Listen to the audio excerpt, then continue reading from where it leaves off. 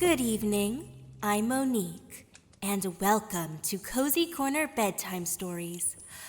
You know, not every dream is a good dream. Why? Just the other day I dreamed that this big bad wolf came and, well, luckily it had a happy ending. It reminded me of a story that here it is. Little Red Riding Hood.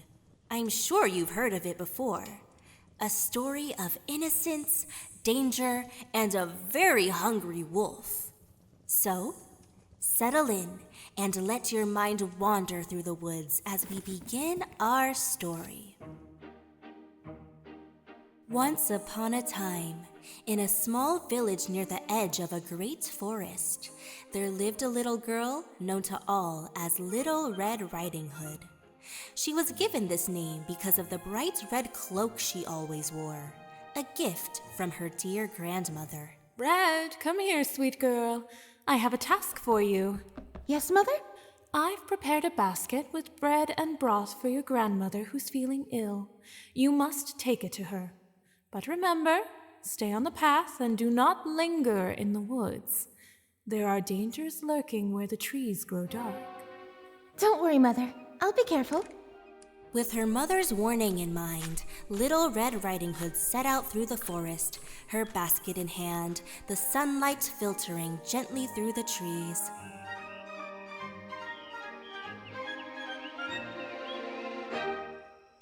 As Red walked deeper into the forest, she was unaware that she was being watched. Hidden in the shadows, a cunning wolf followed her every step.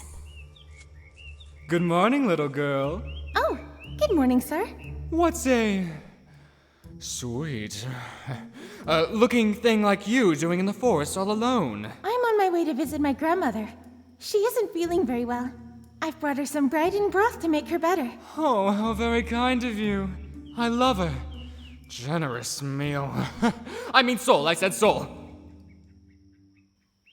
Thank you. Yes. And where does your dear grandmother live? Not far. Just beyond the woods. At the end of the path near the 3 tall oak trees. Perfectly nice. For you. Yeah. The wolf, with his hunger stirring, thought of a plan. He could reach the grandmother's house much faster than Little Red if he took a shortcut through the darkest parts of the forest. But, just to be safe, he would have to slow her down. Oops, There goes your basket. Why not pick some lovely flowers along your way? I'm sure your grandmother would very much appreciate them. That's a wonderful idea. She does love flowers. Sucker. What? Oh, that's the name of the flower right there. Sucker. Or something. Oh, I should get some of those for grandmother. You do that. As Little Red lingered to gather wildflowers, the wolf slipped away, racing ahead to her grandmother's cottage. When the wolf arrived at the small, cozy cottage, he knocked on the door, his voice now soft and sweet, mimicking Little Red's. Grandmother, it's me, Little Red Riding Hood. I brought you food to help you feel better. Come in, my dear. The door is unlocked. Oh, come on. She's just asking for it.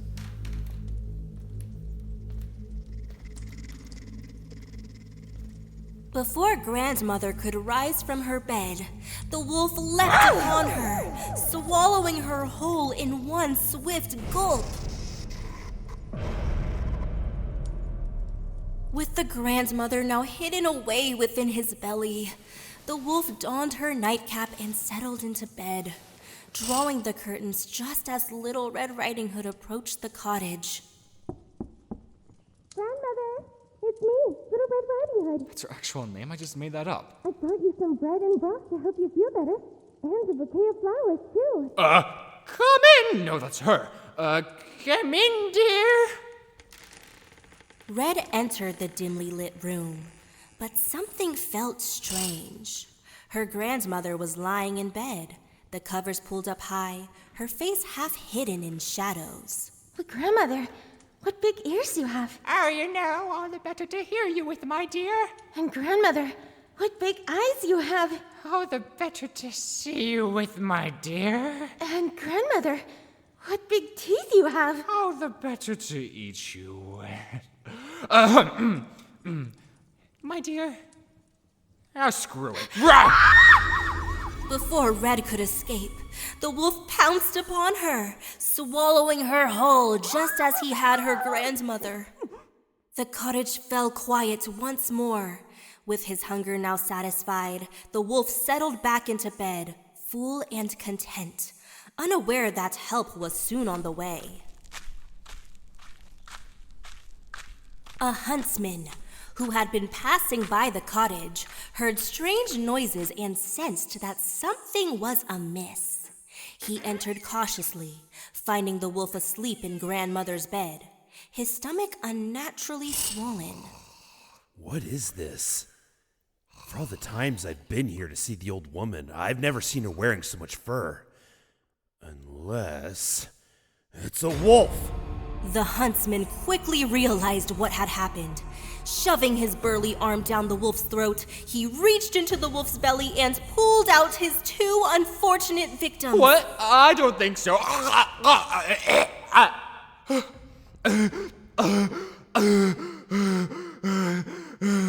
You're all crazy. Can't you let a wolf eat in peace? The wolf ran away as quickly as he could, escaping into the forest, never to bother Little Red Riding Hood again. Oh, thank you, kind huntsman. You saved our lives. I thought we were lost forever. I never once thought the silly old wolf was disguised as my grandmother. Oh, bless you, sir. It was very uncomfortable in there. It's all right now. But you must be careful, little one. I know. I'll never stray from the path again. I promise. Stray from the path? No. Don't talk to wolves. And check your eyesight. I don't have the slightest idea how you managed to think that wolf was your grandmother. I'm serious. Wolf's right. You are crazy. Little Red Riding Hood learned a valuable lesson, one that she would never forget.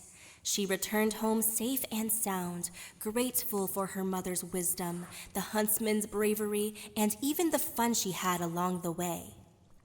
Of course, the wolf might have learned a little more than Little Red Riding Hood. Next time he's hungry, he should just settle for a sandwich. For Little Red, don't give your grandmother's address to a stranger. Maybe sometime I'll tell you about my dream. I hope yours have a happy ending too. Thank you for joining me on Cozy Corner Bedtime Stories. Until next time, sleep well and good night.